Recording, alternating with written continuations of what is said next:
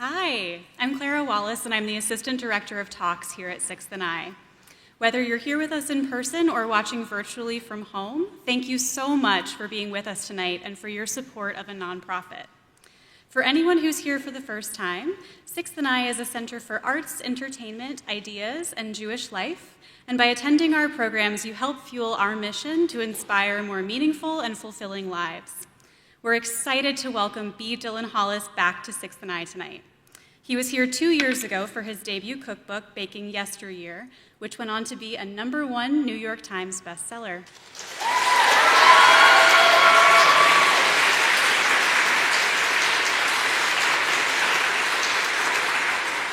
Becoming a social media personality with over 13 million followers wasn't Dylan's plan.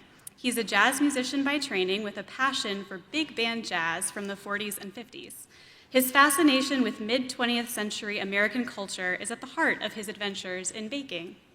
In 2020, Dylan channeled his quarantine boredom into filming an investigation of an old cookbook he had collected from an estate sale. New to baking, he baked his way through vintage 20th century cookbooks, and the baking time travel videos he posted on TikTok quickly caught on. Since he was last on our stage, Dylan has continued to task himself with baking and tasting unusual recipes from bygone years. Tonight, we're here to celebrate his new cross-country inspired cookbook, Baking Across America, a vintage recipe road trip. From the coffee-crazed creations of the Pacific Northwest to the larger-than-life sheet cakes of Texas, the book includes 100 uniquely American recipes that showcase how sweet our country can be. Dylan's retro recipes span the decades from the 1900s to the 2000s and feature famous and forgotten desserts from every state. Tonight, B. Dylan Hollis will be in conversation with Emily Heil, a reporter covering national food news and trends for the Washington Post. Her coverage has spanned everything from how TikTok has changed the way we cook to which fast food chain makes the best chicken fingers. And we're grateful to have her with us. Later in the program, we'd love to hear your questions, and you'll be invited to line up at the standing microphones in either aisle. Thank you all again, both here and at home, for joining us. And please give B. Dylan Hollis and Emily Heil a warm welcome to Sixth and I.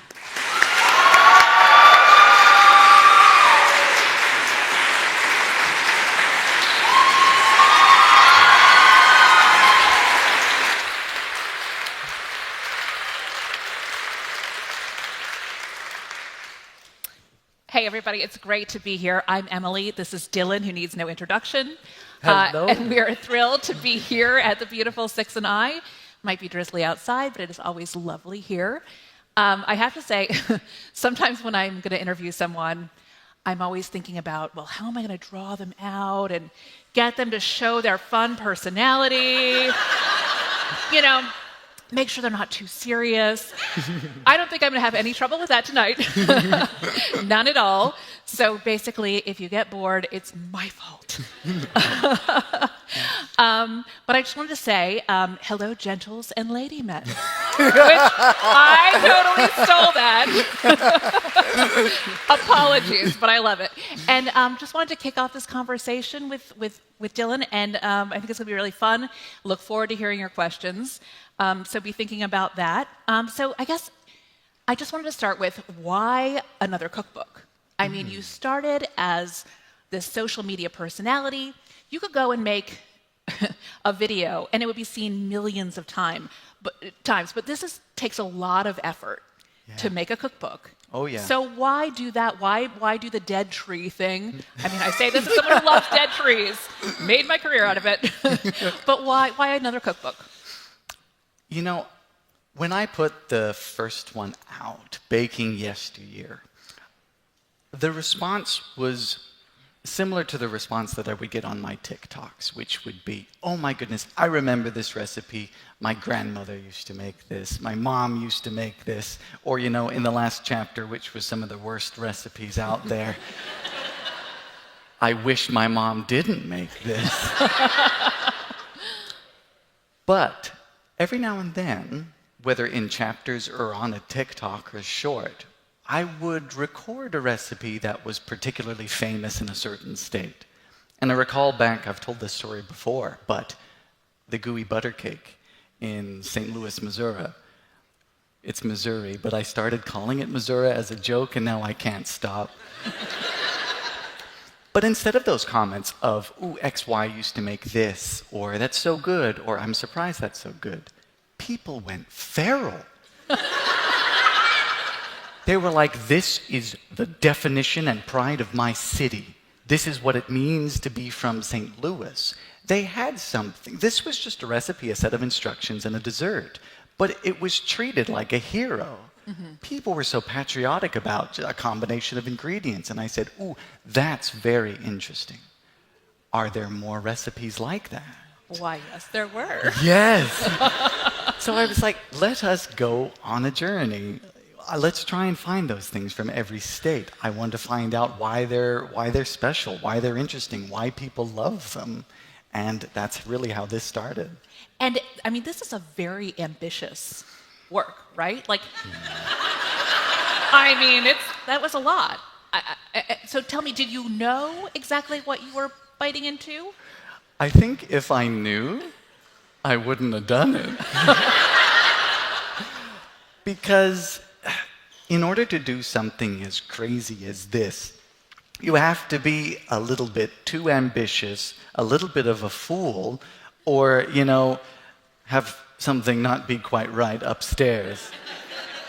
I remember, I was talking to my editor and I said, you know what? I think neither of us are playing with a full deck. Because we realized just how much we had to do. Baking Across America wasn't just sitting and researching bakes and desserts from all of the states, but we said we needed to shoot this and photograph this on location because we wanted the process to reflect the title. The scope was clear. So we were literally, I remember Savannah, Georgia. We arrived in the baggage claim, all separately. We met up, and we made a beeline to the nearest grocery store, picked up all sorts of ingredients, and hoped that the Airbnb would have a working oven that didn't burn things to a crisp. Or there were 18 spatulas and no knife, which is basically a rental kitchen. There was no sponge in the first Airbnb in Savannah, Georgia. We used a loofah.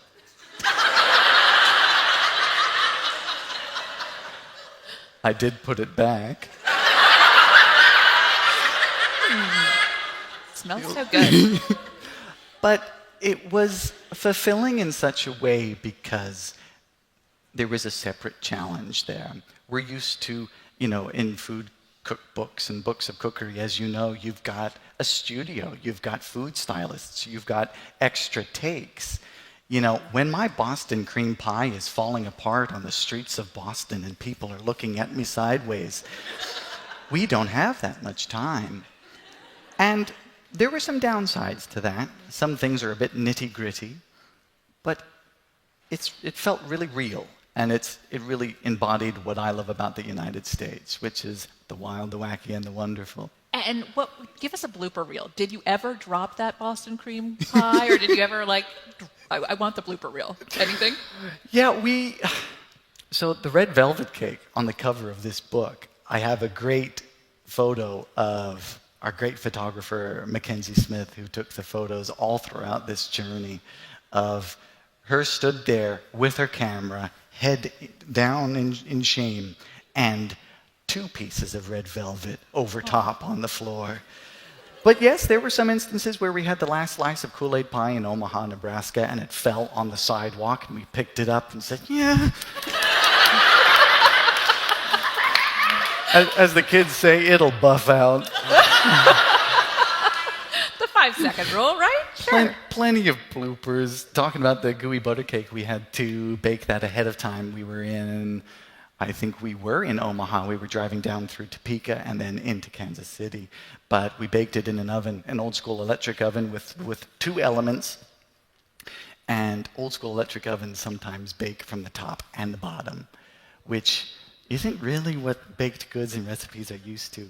I was amazed that I fully burnt something to a solid brick in 7 minutes and 20 seconds.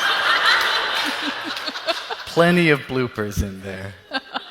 So, I think a lot of people here probably know a lot about you. They might know that you are from Bermuda, that you grew up here, grew up there, and then came to the to the States for college, and I wondered, where did this interest and clearly affection for America come from? And clearly it was enough of a labor of love that you really went for it. Yeah. Where was that kind of born in you? Bermuda, if any of you know, is a very small country. It's a mile wide. It's 21 miles long. If you make a stink on one end, everyone else in the other end knows about it. And there's this old cliche of when you're dating, you need to make sure you're not related. All that to say, it's a bit limiting. It's a great place to vacation and a great place to visit, but no matter where you are on the island, you can see the ocean. It's a bit scary. It's deep and dark and scary out there. Whereas in the United States, the idea that even here, from Washington, D.C., you can get in the car, pick any direction don't go into the ocean, but if you go west, you can drive for 2-3 hours, be in a completely different biome, completely different environment. You can apply to a job, you can live there in an instant. That's so cool. And with variety and vista comes variety and palette. So on one end, just the vastness and the love of the interstates really inspired me. But also, I loved music. I loved jazz, and I studied jazz. And this is where it all started, that genre. And I really wanted to learn jazz, so I applied. I ended up in Wyoming because I wanted a real American experience. So what I did is I had a map of the United States, and I laid it down on the table. And I said, all right, Mom, I'm going to point to the area with the least amount of text. And it was right in the middle of nowhere, and we traveled there in the dead of winter, and I got accepted. Plus, it's very useful because I'm from Bermuda, which is known as the Triangle, and as many people know, Wyoming doesn't exist. I've never been. So, Bermuda, Wyoming, so this must mean I have to retire in Timbuktu. I will never hear from him again. Yeah. So how did you go about thinking about this project? And we were just talking backstage about how we love these regional differences, that in so many ways American culture has become homogenized. You can buy the same thing all across the country. You can get things shipped in. But embracing the little weird things that make each state its own, each region its own, sometimes it's not even ingredients, because some of these ingredients are not seasonal. Yeah. We're talking about Jell-O and yes. weird things like that. But they're very specific to the place. Mm-hmm. What does that mean to you to kind of keep that feeling alive of specific recipes belonging to specific places? It's so important because you think of these regional specifics, and it embodies what it means to many people. The definition of home. You think of, for example, in the UK, in England, you've got towns that are very close to each other, but they all have very different accents, and you hear that, and you're like, "Ooh, he's from where I was, born, where I grew up." And so, when you're out in California, say, and you're from, I don't know, in the middle of Ohio, and someone brings Buckeyes on a tray, you say, here's a piece of my home in a foreign land. And immediately you get excited about that. And with too much, homogeneity, will these things get lost? I don't know. People seem to really love, one, Buckeyes, and two, sweet desserts. So exploring that, while it's still big and you can still find these differences, is important to me. I'm thinking back to a recipe for vanilla wafers in North Little Rock, Arkansas, where there was a vanilla wafer company, and everyone loved these vanilla wafers because they weren't the same vanilla wafer brand. And that company shut down, and people were so devastated. And that's like banana pudding is never going to be the same thing for these folks. Oh well. But I wanted to recreate that, but that's an example of when things could be lost. But like Jell-O will endure once we're all gone. So I think that will continue. You know, you'll find gelatin. When we've passed, gelatin will be the high society. So how did you go about picking the recipes for each state? I mean, surely there were some states where maybe there were competing recipes. How did you narrow that down? And also, were there recipes where you felt like two states were warring over it? Like, whose was it and who had the right version of it? Yeah. Picking the recipes really revolved around some of the easy ones. You think of, Massachusetts. You think of Boston. We mentioned Boston cream pie.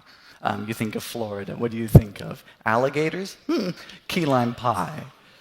So, these things are easy. But then, when you go more into the Midwest, what I started doing is I had previously laid out my community cookbooks by year, sort of 1900s, 1920s, the Great Depression and its horrors. And I laid them out instead by state. And I would go through them and I would say, okay, from these community cookbooks published in St. Louis, Missouri, they're really obsessed with X, Y, and Z. And that was confirmed in cookbooks later in the year. So I started there, and then of course the internet is such a vast array of knowledge, and you cannot rely on it, but you can use it to bolster your assumptions and your findings. That's how we started there. But warring recipes, yes. If you talk about, sort of in the North Dakota and South Dakota, they've got kuchen, which is, pronunciations vary, but it's a very interesting cake that's not a cake, it's a pie. But East Coast, who owns the whoopie pie? Mm-hmm. There's many claims to it. Pennsylvania, is it Maine? Is it these places? So that's where I told my post office to expect some death threats. But all in the name of sugar. And, okay, I hate to ask this, but because, you ask someone, you can't pick your favorite kid, but everyone has their favorite kid, right? So which is your favorite recipe? My favorite recipe in baking across America. Currently, it's the Mojave Nuggets, because dates are my favorite fruit. The man loves a date. I love a date. I say the dates are my favorite fruit after men.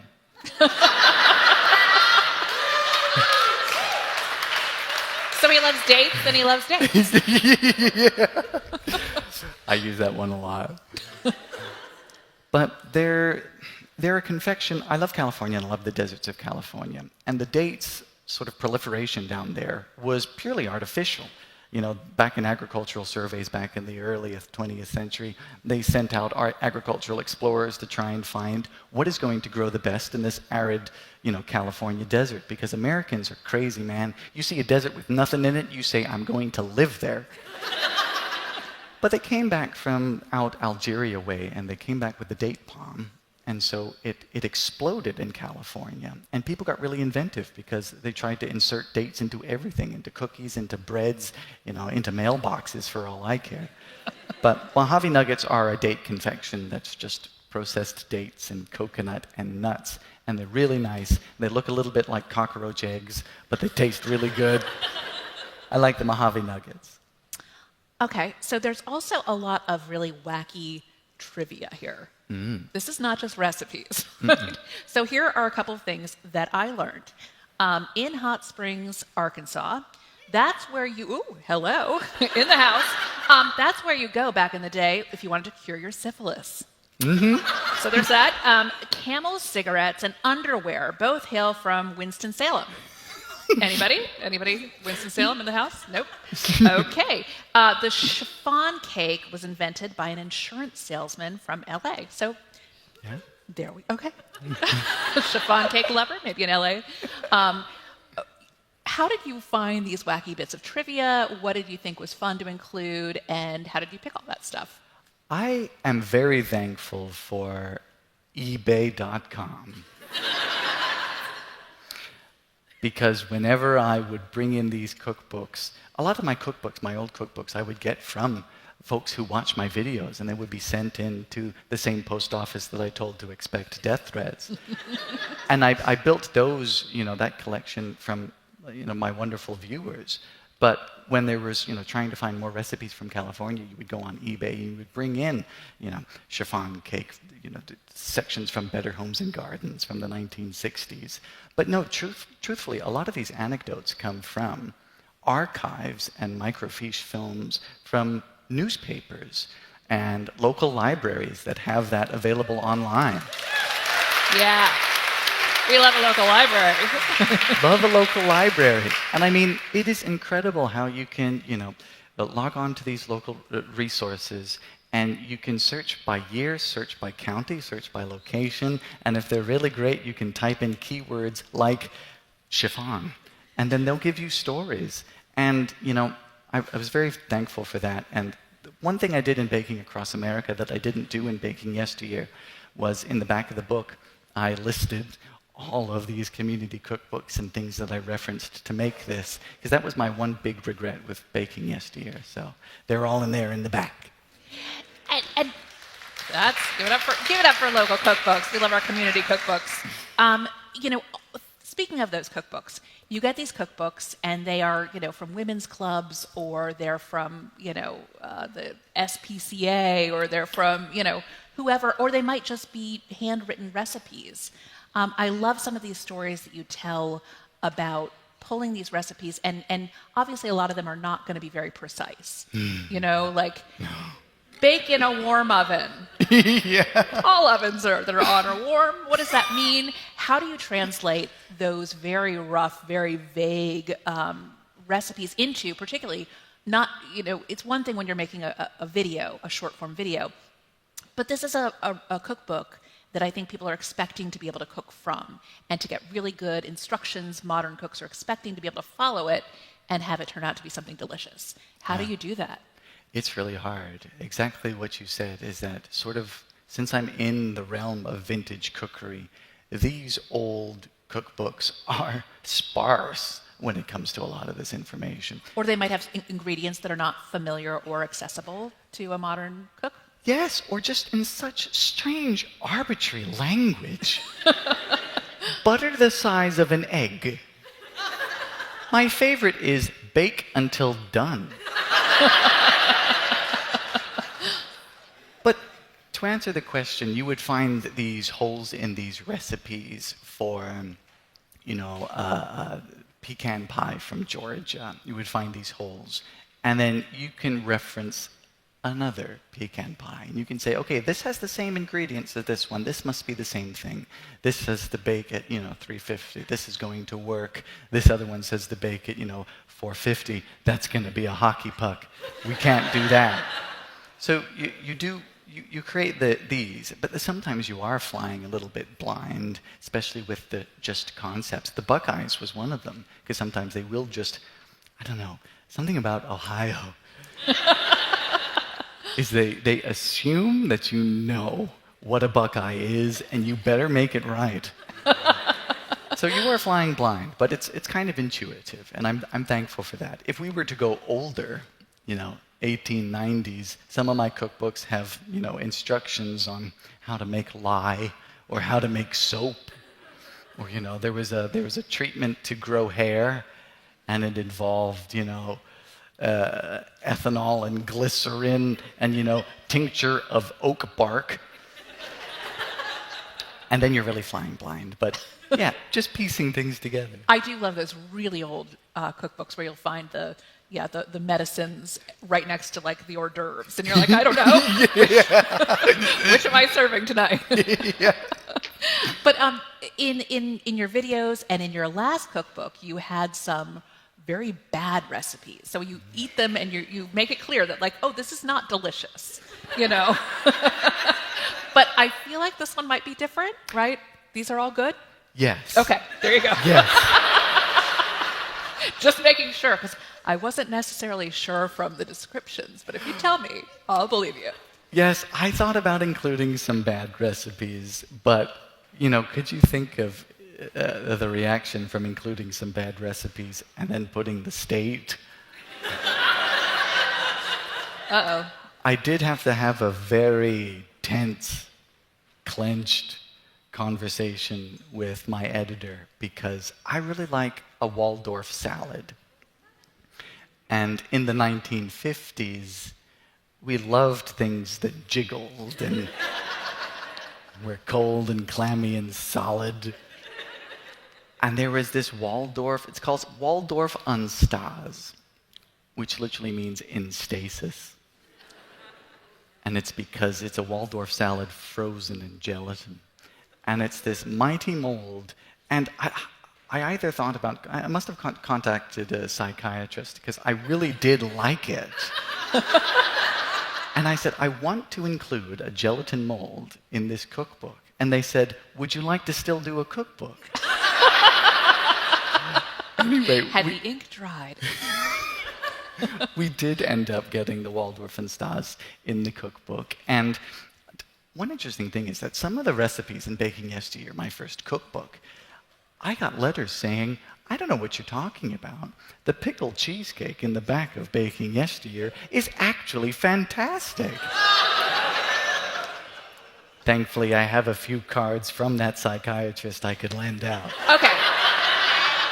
All right, but I'm going to ask you in front of all these good people, hand to heart, can you tell me that a cake made with a can of condensed tomato soup, because it exists in this book, is actually delicious? Look at him. He's hand to heart. All on record. Yes, it is. I solemnly swear. Okay. He says so.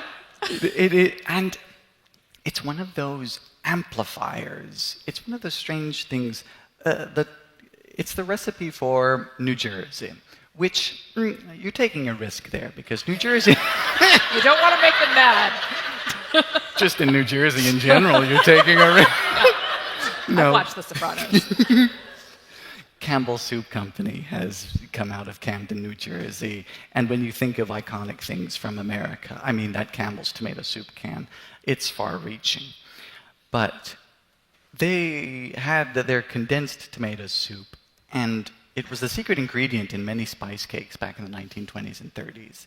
And it had this interesting effect of, you can't taste the tomato once it's baked. And you say, why is that? You come across these amplifiers in baking, like lemon. You'll find lemon, as you know, in some recipes that have nothing to do with lemon as a primary flavor, but they just seem to make the other ingredients taste better. And tomato and chocolate, it's really, really good. Not to mention, it's a cake that has that gloss that brownies have that I find really, really... Ooh. So yeah, it's called the Black Magic Tomato Cake. It is. He swears it's good. I'll believe him. He looks very honest. But okay, so that brings us to, since we're here in Washington, tell us about the Washington, D.C. recipe that you picked. I'm very curious. It's a Watergate cake, which I actually had not heard about. Oh. And I've lived in D.C. for 25 years. I have relatives that are been in this area for a really long time, and I had not heard of it. So I did a little reading, and it's a thing. You're right. Tell us about that cake and the mystery around it.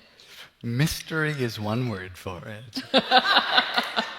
It's absurd. And it's in Washington, D.C., I think it's not unusual to expect that you haven't heard of it, considering a lot of the recipes for Watergate cake, they called the icing the cover-up icing. Because it covered up all the nuts in the cake. But for some reason, and this is why, short answer, I don't know the answer, but that's why it's so great. Yeah. Why would you name a cake that's colored pistachio green? Why would you name it after a disgraced president? I mean, it's fantastic because I just envision, I get dreams, I have problems, of Richard Nixon. We all do. I have dreams of Richard Nixon sitting there looking at the dessert menu in a restaurant with his wife, and he just sees his own name for a cake. And he says, well, what is going on? But no, during the Watergate scandal, pistachio pudding was just coming out. And you can see from these newspaper archives, the whole DC area. What do you call it here? It's not the tri-state area, the DMV? The DMV, yeah. The DMV is where I go to get my license renewed. But no, in this area, there was a shortage. People were, to use the word again, feral for pistachio pudding. And everyone was putting it in cakes. Now, the simple answer is people have been using pudding mixes to flavor cakes because it's, cost effective. It has added ingredients like nuts, which were seen as, really nice. It colored it, and it stabilized the cake, really. But they just decided to name it after Richard Nixon because it was the problem du jour. I think of it like, there's a story. There's someone in Laramie, Wyoming, where I live, that really hates the potholes. And they decide to fill the potholes with soil and plant a wonderful little flower in there as a sort of like, please fix this pothole. I'm planting gardens in the holes in the road. Or the British equivalent of how I view the Watergate cake is when you see an upturned car after an automobile accident and the bloke shouts, "You can't park there." You've got a really messed up situation, and people see that, and they say, you know what, it's funny, I'm going to make fun of it, because that's sometimes what you need to do in serious messed up situations, and I can serve it for dessert. I have to say, my favorite theory about this, this conspiracy theory that about the Watergate cake was that Democrats came up with it, the name, because they wanted to make sure that the Watergate scandal, a Republican scandal, was so fixed in the popular culture of America that it would outlive and that people would always remember it. So I just love that because I read that as a theory of how it came to be. And I love that, like, oh, brand new information. This is awesome. That it feels very current. Like, that's always been the thing, right? We're always into conspiracy theories. We're always into, partisan politics. So I love that recipe as sort of a weird little, great example of recipes and how they're specific to a moment or specific to a town and how they catch on. And no one can quite... And also how the origins of a lot of recipes are very unclear. Yes. And people have theories. And it's wild because this theory is now making me ask myself, am I a sheep? I've just published a Watergate cake recipe in 2025.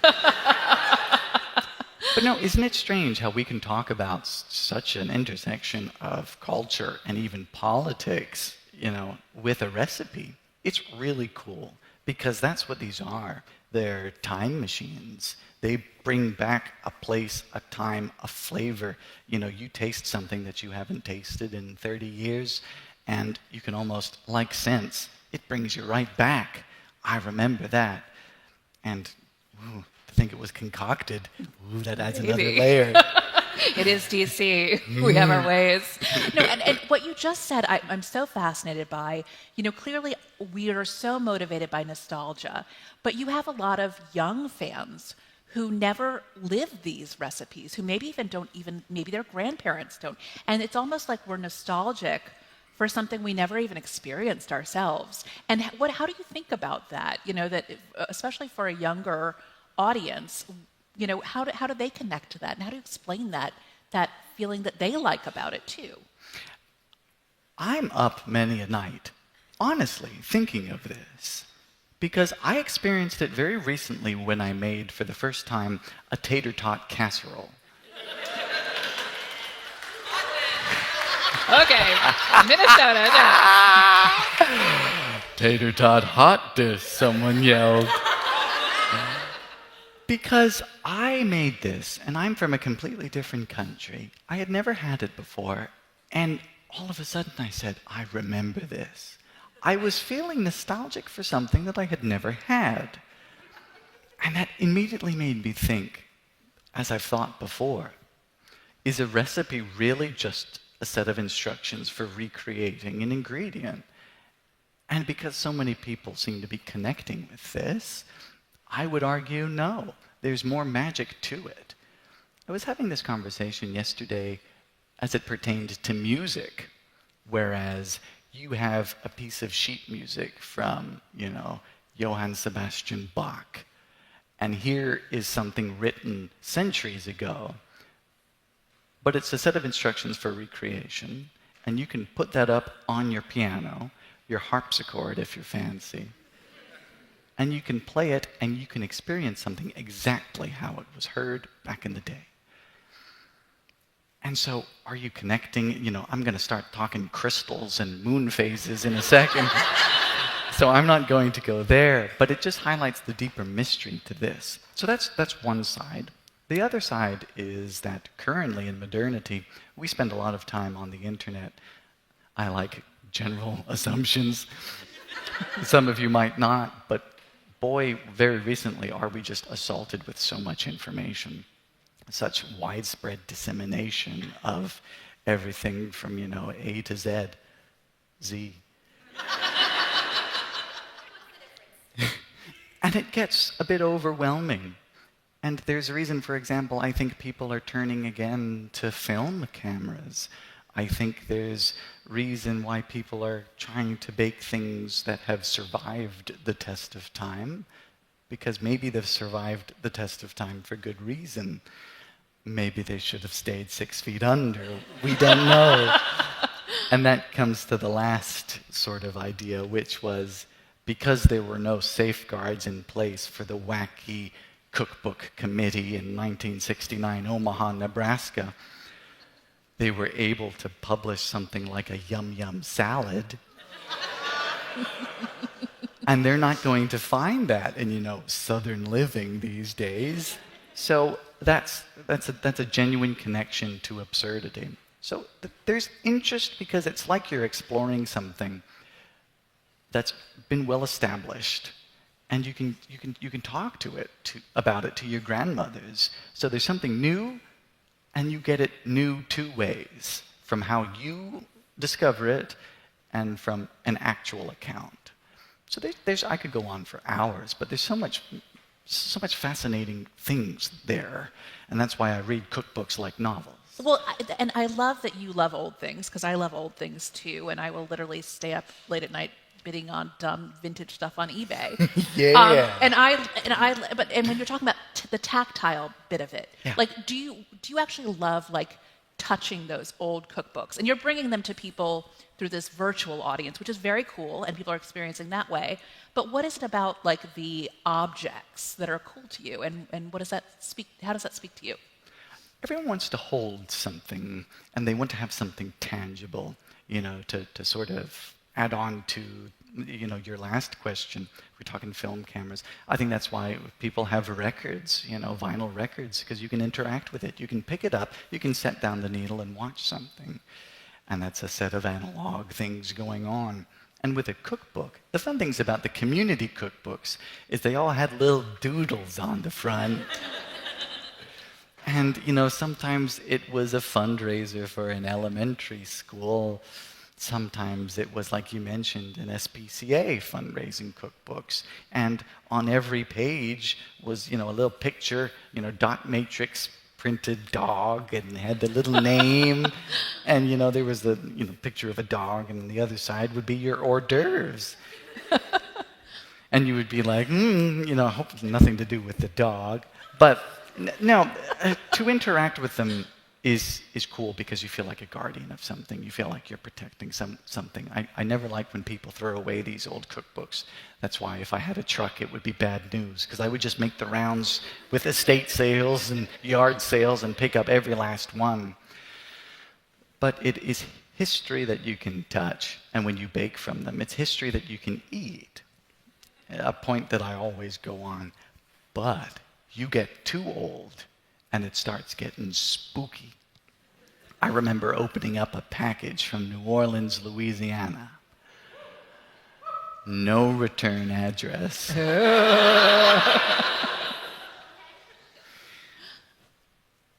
And it was wrapped in just brown paper and string. This is no joke. And I open it up, and it's just a pile of cookbooks but there was one at the very bottom wrapped in black cardboard paper. Ooh.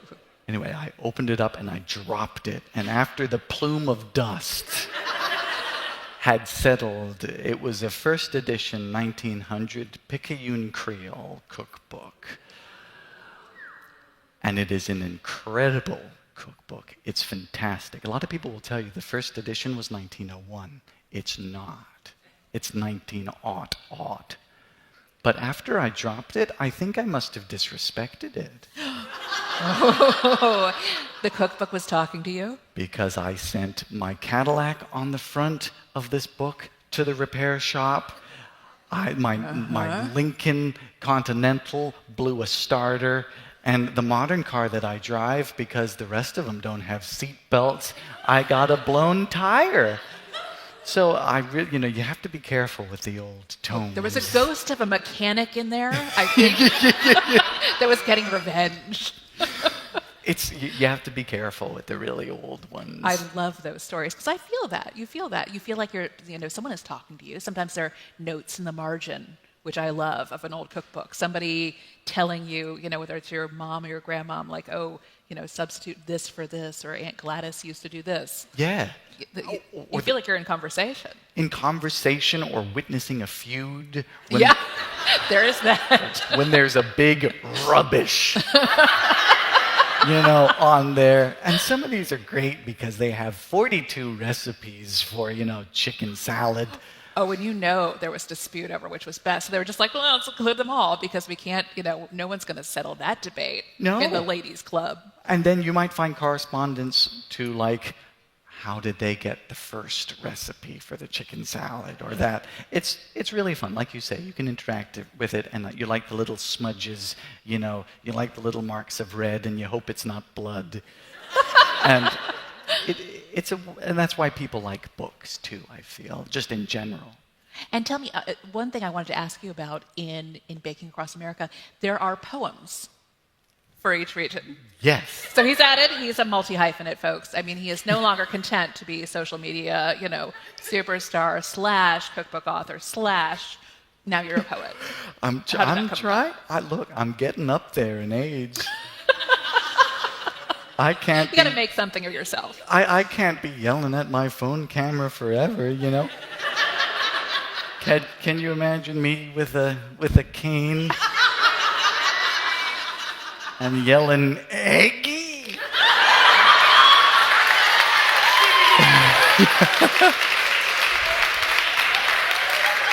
I don't think so.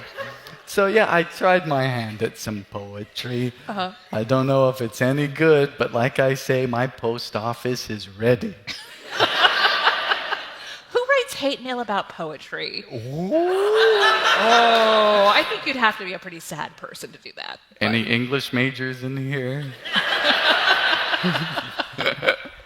And this is sort of a random question. In the acknowledgments of this book, you thanked your tinnitus. Yeah. Which I found fascinating, that you thanked it for some creative spark. That was so interesting to me. What was that about? It was, in 2022, to be quite frank, there was a few months where I didn't upload, and I must have gotten COVID, or I must have gotten, something. But I remember taking a nap just in the middle of the day and waking up and trying to find where this ringing was coming from in my house. And God, my heart sunk when I realized that it was within my head as I hit my microphone. But it was so devastating to me because that was one of my fears. And I fell into a very dark period because I didn't know silence anymore. And it was the flick of a switch, and I was ringing, and it scared me. And what's the one thing that got me out of that was distraction, insofar to the degree that when you're doing something, when you're busy, it keeps you on your feet. You don't hear it, If anyone here suffers from tinnitus or tinnitus, you'll realize that, it's maybe only when someone asks you about it or when you mention it that you hear it. And it spurred, I think I said, heretofore unknown productivity.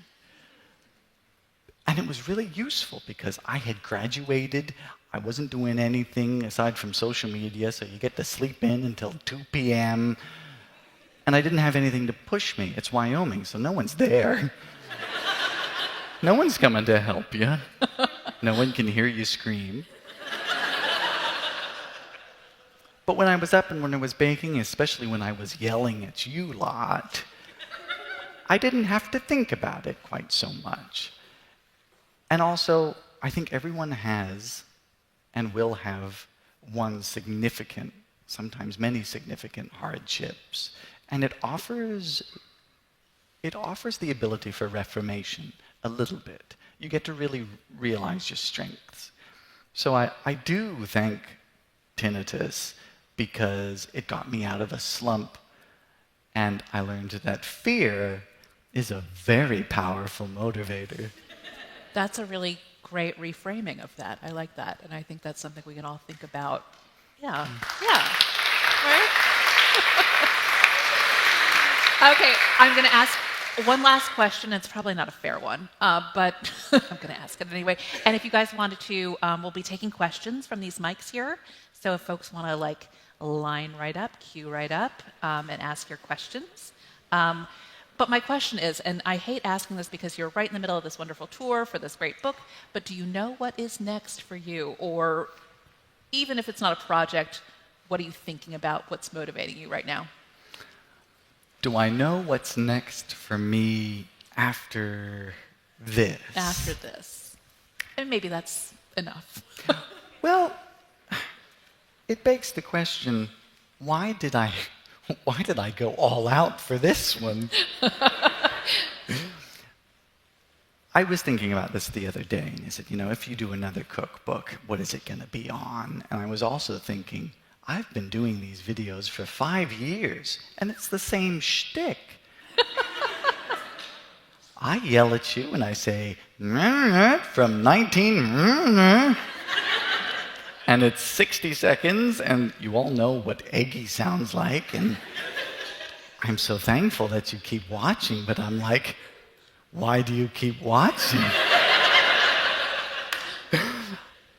I would like to begin sort of, maybe once and again poking my head out of the kitchen, maybe filming my cars some more.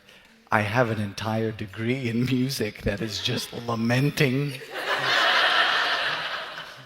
But in the short term, to answer your question, there are plenty of recipes that are going to inspire me and remind people of and scare people. So I would like to continue to ride the wave because, I don't know, there's a lot of negativity out there. And Jell-O aside, old recipes are fun discourse. So I'm going to keep doing them in the period until I get some terrible illness. I like that we can fight about Jell-O, and kind of like a release valve. So that what we really want to fight about is other stuff that really matters. But let's just fight about Jell-O and get it out of our systems. It's the fall guy. Exactly. Blame Jell-O. Okay, let's answer this question right here. Okay, is this on? Yeah. Yeah. Hi. Thank you for the talk. Jazz album when? But just a quick comment and a question. Comment: in Japanese mythology, items gain sentience after 100 years. So I think you just really ticked off that cookbook.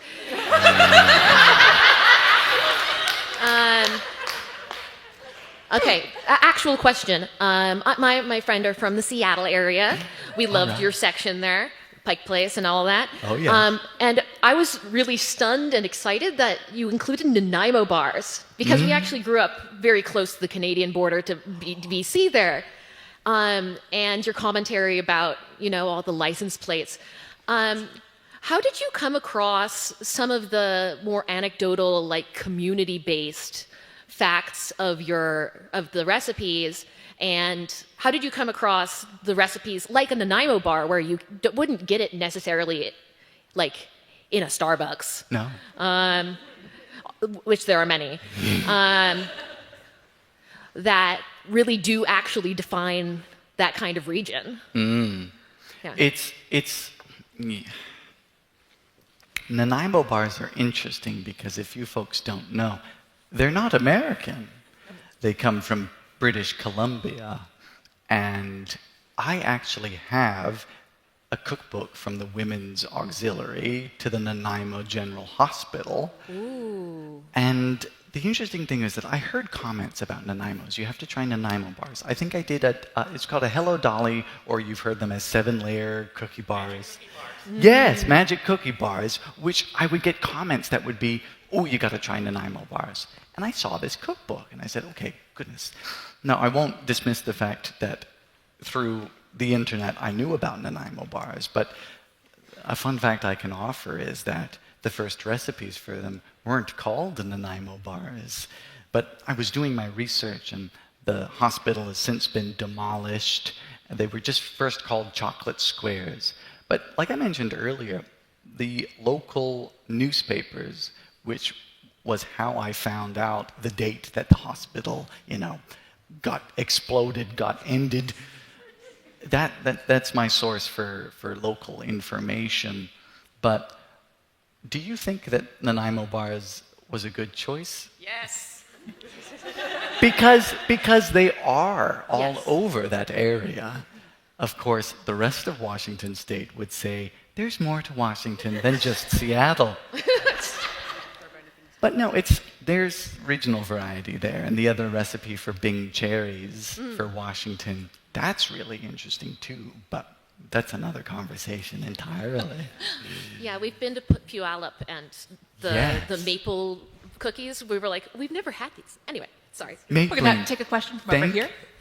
Hi, thank you for the talk and the cookbook. I have a two-part question. Hit me. How many vintage cookbooks have you been sent and have you collected?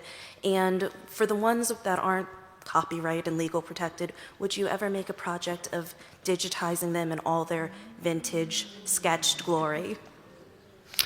That's a really, really, really good question, because I had thought, how useful would that be to writing a cookbook like this?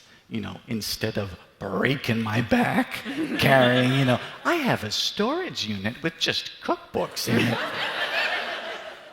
I get sent so much.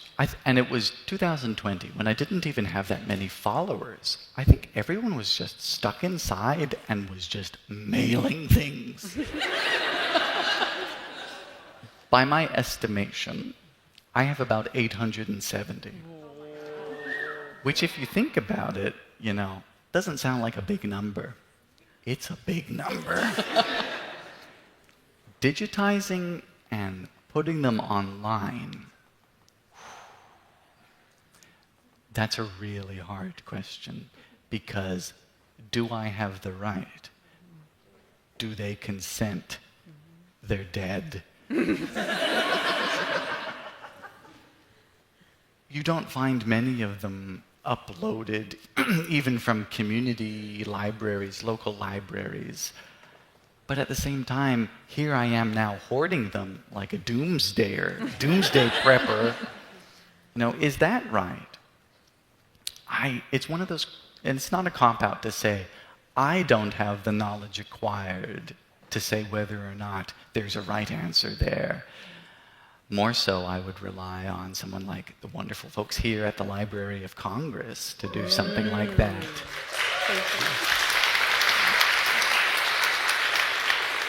I'm going to do, let's see, a virtual audience question.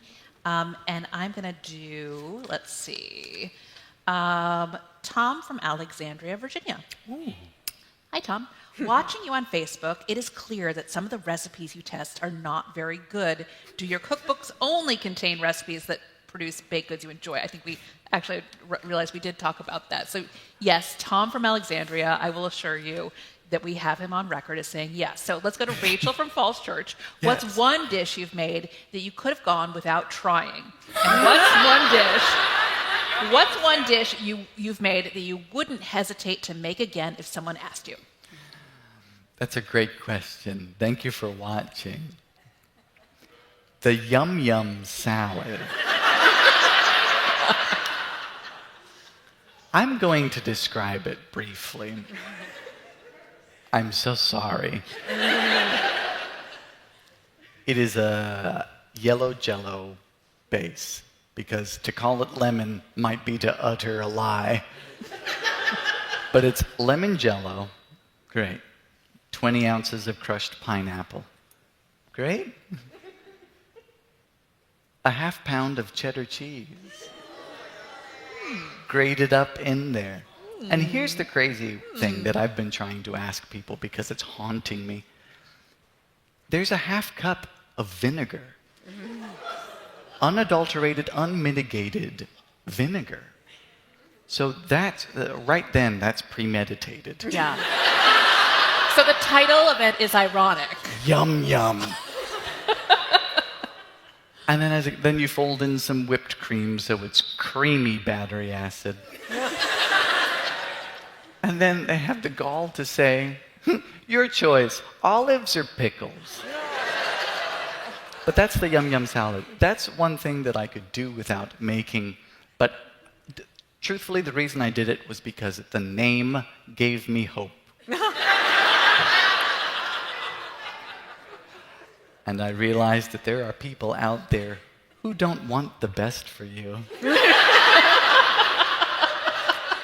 I could have done without trying the Yum Yum salad. The recipe that I make over and over is one of the meme recipes that you wouldn't think you would come across a meme recipe from the 1950s. And I didn't put it in any cookbooks because I think if someone saw that in the store as they were browsing, they would have doubts as to my mental constitution. But it was a recipe called the pinto bean cake. I've made it many times because when you're providing something for a group of folks at a dinner party, you never know who's gluten-free, you never know who's intolerant to this. And the pinto bean cake is a gluten-free recipe made of cans of pinto beans, whole bunch of peanuts, honey, and it's bound with a whole bunch of eggs. So it looks like refried beans, and you're like, and you bake it, and it turns into this wonderful cake. So I make that again and again and again because, one, it blows people's minds, and two, it happens to be really good and makes me forget a little bit about the Yum Yum. Okay, we'll take another question from over here. Yes, hello. I love how you mentioned earlier about the tangibility and the nostalgia of recipes, which I find with my own grandmother's cooking collection, and through her things, I can take my 2-year-old daughter and we can make something that her great-great-great-grandmother once baked, and yeah. I love that. So thinking of that and hearing you talking about nostalgia like that, what is one of your favorite family recipes that have sort of traveled down in your family? Every Christmas in Bermuda, we make something called a cassava pie. And I have the recipe passed down from my father's father. I called him Grampy. And he was a Hollis, because that's how families work. But the cassava pie is a Bermuda recipe. It's a sweet cake made with the cassava root. Some folks call it yucca, but it's not the same type of yucca you find in the desert. But it's a sweet cake, and the wonderful filling in the middle is pork, and beef, and chicken. Salted and peppered, and on either side is a very sweet cake, like a dense pound cake. And it's this great Bermudian dish, and I'm very proud to have and to be able to interact with, you're right, the same set of ingredients that graced the tables of Christmases for generations. I am so thankful to have that. You don't look at the caloric content, or else it spoils it a little bit. But as I've always said, calories don't count on Christmas. Exactly. Thank you so much. From over here? Hi. So you mentioned a lot of community cookbooks. I was wondering if you also have a collection or interested in doing local diner type food, or like trying to replicate something from like the Automat? Ooh. Now there's a fun little bit of cookery. Automats and these, for you folks who don't, and correct me if I'm wrong, automats are these restaurants where you walk in and there's just like a row of safety deposit boxes. And you open them up and there's food in there and they got little lights in there and it's a bit dystopian, but you get to pick and choose. And there's some really good food come from diners and these automats. There aren't many of them anymore. They're like the death of the soda fountain. But the funny thing about the proprietors of restaurants and diners, specifically on the East Coast, like the recipes to Coca-Cola, these folks defend what makes their best pies with such a staunch sort of resolve that I would be afraid to even ask. Now, of course, if they're defunct, can you still do sort of like a road trip vibe like Guy Fieri and feature these things? Yeah, but also, I don't know. I don't think I'm the right person for that because, I don't know, there's a sacred nature to them, I feel. And while I can recreate community cookbook recipes, I can still say, I fudged it up. I did this wrong. You know, to say that this diner that maybe a teenage couple proposed to each other at back in the day, to say that their lemon meringue pie was trash, it would ruin things. So I'm not the person. You're not a spoiler. We get it. Let's take a question from over here. Hi, I just finished my senior year, and over the senior year, I had to do a lot of research. Always found it boring, and you're doing a lot of research, and I'm listening to you, and I'm like, that's something I could do. Like, this is something that's genuinely interesting. And it's clear you put a lot of research in your cookbooks. Do you ever do research papers for either, like, food or jazz or any of your other interests? You know, there's a reason I was able to squeeze my 4-year degree into 8.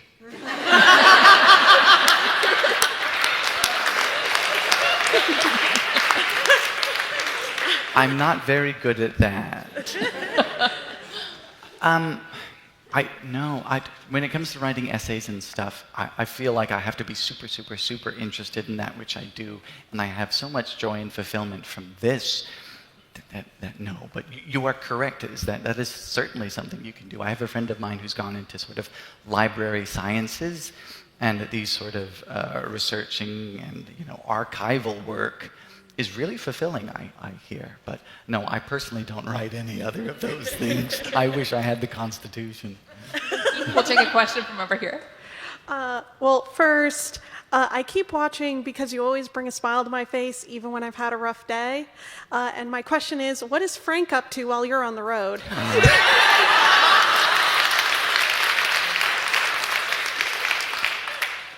Frank is the title given to my plant pot turned abomination. It's a fish. The pot is a fish, and there was a sago palm in there, which the fish must have rejected, because now it's a snake plant. Anyway, Frank is chilling out. He's fine. His eyebrows are falling off a little bit. He's infested with fungus gnats, but I didn't water him, so he's going to get a little crispy, but hopefully he makes a full recovery. I did not realize he was a fish. That's brand new information to me. I feel like I know him better now. We'll take a question from over here. Hi. Hi there. So I was looking at the cookbook, and I was wondering what you had for Maryland, because I'm a Maryland native. And ironically, you picked burger cookies from Frederick, which is where I'm from. I know exactly where you took that picture. I looked at the picture, was like, I recognize that wall. So this is a little bit of an obscure question, but how was your time in Maryland, in Frederick? What did you think? I loved Frederick, Maryland, because yes, it was the end of a road trip. We were on our way actually to DC. Mm-hmm. We were late, and we had already driven for an entire day, and I was the only one who had the zoomies. So I actually had a picture. It didn't make it in the book, but I'm swinging off of a lamppost. at an intersection right at the end of that street, really. But I had a great time in Frederick. It is so clean and pristine, much like DC. Yeah. But I enjoyed Frederick. It's great in the summer. Yeah. Oh. Thank you. Question over here. Hi, I'm Jacob. I'm from Connecticut. Learning from this book that we have recipes from Connecticut. But something that, yeah, I know. Don't ask me what we call ourselves. We still debate it. But my question is, as somebody who is also interested in kind of old recipes from what I would call the atomic era of America, I really like cocktails, specifically tiki and like rum cocktails. And as somebody who is from Bermuda, I imagine that there is a cross-section between the interests there. Is there any rum cocktail, either from Bermuda or from the atomic era of America, that is like your favorite cocktail or go-to cocktail that you have at night? You know, this is an area I wish I were more well-versed in, because that's what it sounds like when I have too much to drink. But no, you don't, for some reason, you don't find very many of them, which is cocktail sort of books from back in the day. I think perhaps there was an influence from Prohibition starting early on, but I know very little. I'm not afraid to admit I know very little in that space. Any of the Bermuda cookbooks that you'll find, that are spiral bound from way back in the day, they will have some fun. I highly recommend Rum Swizzle. You say, Dylan, which cookbook? Well, over the history, there's only about 3. But Bermuda home-style cookbooks, I highly recommend them. But I wish I knew more on Tiki and Atomic Age. That sounds really cool. I have a book recommendation for you that I can tell you Hit me later. real quick. It is, oh God, now you put me on the spot. Let me look up the name of it and I will get back to you. But I have one. All right, see ya. Yeah, Okay, see I'm ya going up to take here. one question from another one from our virtual audience. And this is an interesting one. Howard from Cleveland, Ohio wants to know, how did you find the courage to try your first cake made from things like potatoes and ketchup? Was it courage or was it boredom? I think it was like insanity, someone said. It was blind courage, It's the same attitude of some folks, younger than me and some folks in my generation who will just walk out on the pedestrian crosswalk and say, if they hit me, they hit me. Of course, that's not really how insurance works. So it was just, plus, of all my videos, the taste tests, I feel, have to be natural and recorded. They're never made up. Why? Because you folks will immediately know if they were. It's very obvious when someone's making something up, a reaction, if you have tasted it before. So I wanted to maintain, it's not journalistic integrity, but I wanted to maintain some sort of integrity there. Mm-hmm. That makes sense. Get a question from over here. It's so great to have you here. Just so you know, from one Wyomingite to another, even though you're a transplant, you've done us proud. Oh. And I grew up in Casper, and my in-laws live in Laramie. Yes. Yes. And for anybody in the room, the joke is, Wyoming is Native American for place where there is no state.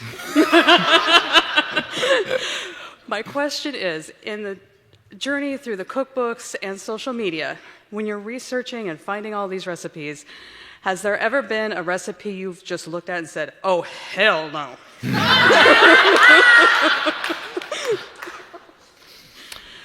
Yes.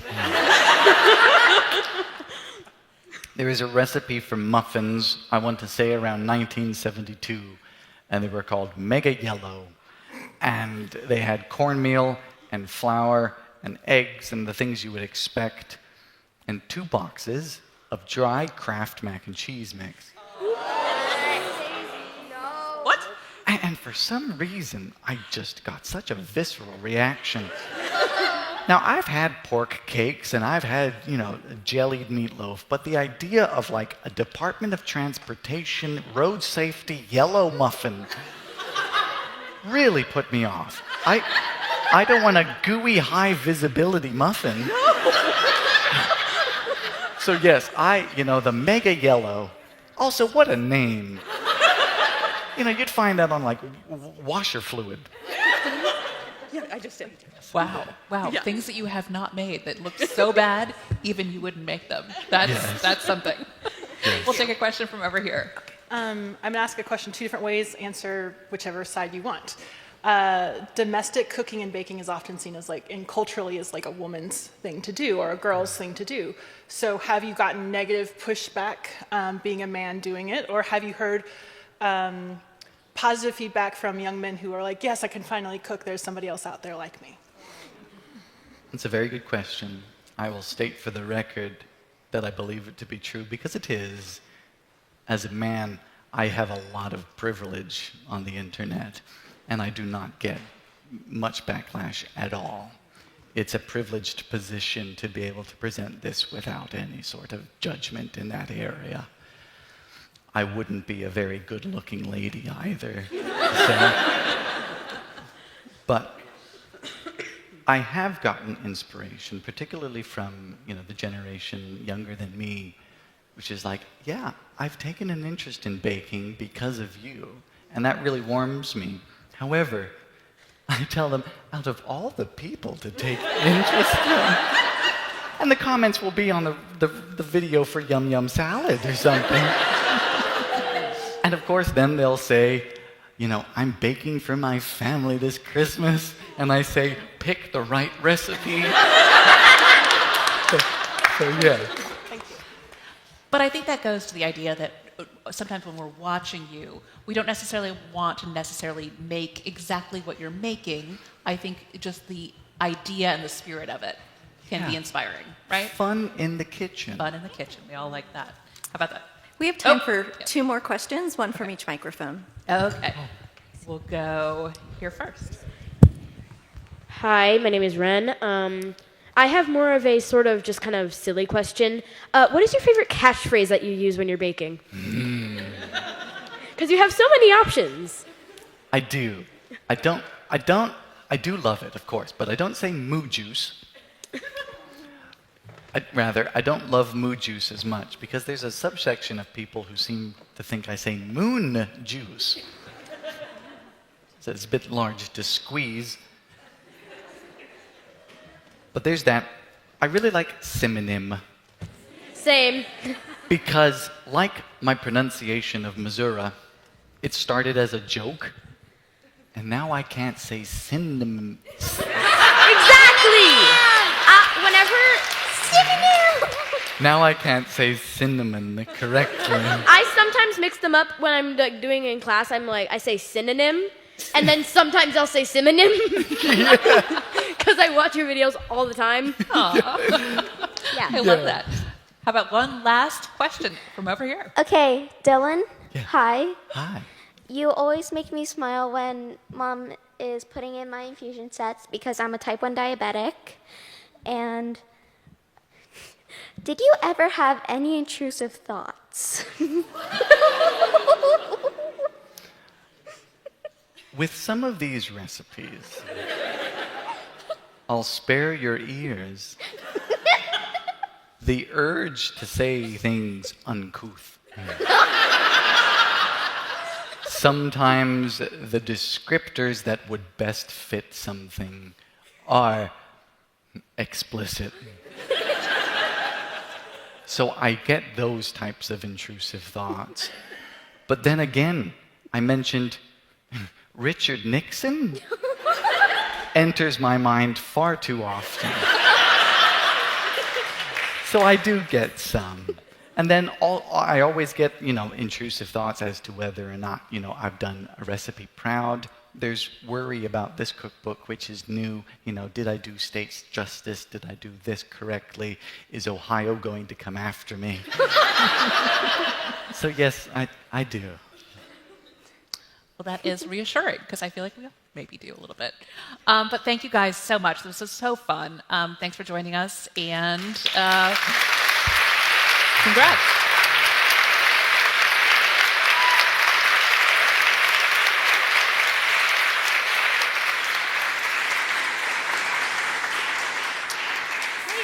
Thank you so much to B. Dylan Hollis and Emily Heil, and thank you all for joining us.